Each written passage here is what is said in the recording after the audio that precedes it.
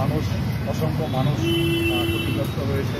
রাজ্যের কৃষক শুরু করে সবজি চাষি, পশুপালক, মৎস্য চাষি, আপনার শ্রমিক থেকে শুরু করে সবাই ব্যাপকভাবে ক্ষতিগ্রস্ত হয়েছে।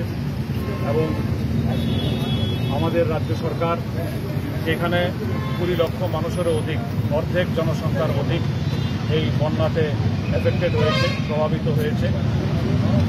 1 মাস 45 দিন চলে গেছে, কিন্তু এখন অবধি কোনো সরকারিভাবে কোনো রকম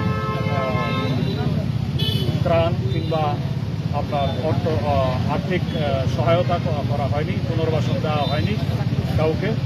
এই অবস্থার মধ্যে আমরা দিল্লিতে রাজ্যে তথাকথিত ডাবল ইঞ্জিন সরকার চলছে।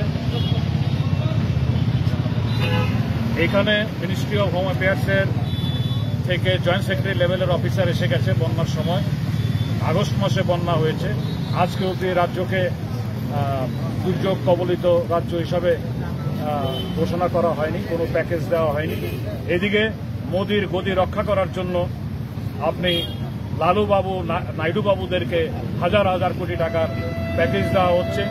সম্প্রতি দেখলাম খবরের কাগজে যে উগ্রপন্থীদেরকে 483 জন উগ্রপন্থী সারেন্ডার করেছে। আমার তো জানা নেই গত 15-17 বছর ধরে কোনো উগ্রপন্থী কার্যকলাপ এই রাজ্যে হয়েছে কিনা। এই তথাকথিত উগ্রপন্থীদেরকে সারেন্ডার করিয়ে 250 কোটি টাকার প্যাকেজ দেওয়া হয়েছে, অথচ বন্যায় কবলিত দুর্গতদের পাশে এই রাজ্য সরকার একদমই সহানুভূতিশীল না। এখন অবধি কোনো রকম আপনার আর্থিক সহায়তা কিংবা পুনর্বাসনের কোনো ব্যবস্থা করে নাই।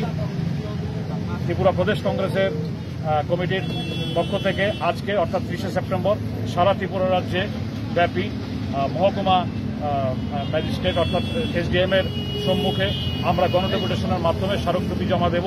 আমাদের দাবি, বন্যায় দুর্গতদের পাশে সরকারকে এগিয়ে আসতে হবে। বন্যা দুর্গত মানুষদেরকে পুনর্বাসন এবং পর্যাপ্ত পরিমাণে সাহায্য দিয়ে সরকার যেন দ্রুত এগিয়ে আসে। অলরেডি 45 দিন চলে গেছে, এখন অবধি কোনো রকম ইতিবাচক সারা সরকার থেকে আমরা পাইনি।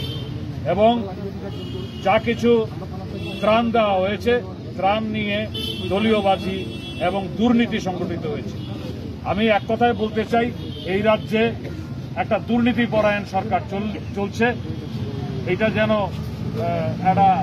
একটা দুর্নীতি, একটা ভ্রষ্ট রাজত্ব চলছে এই মানিক সাহার সরকারের আমলে।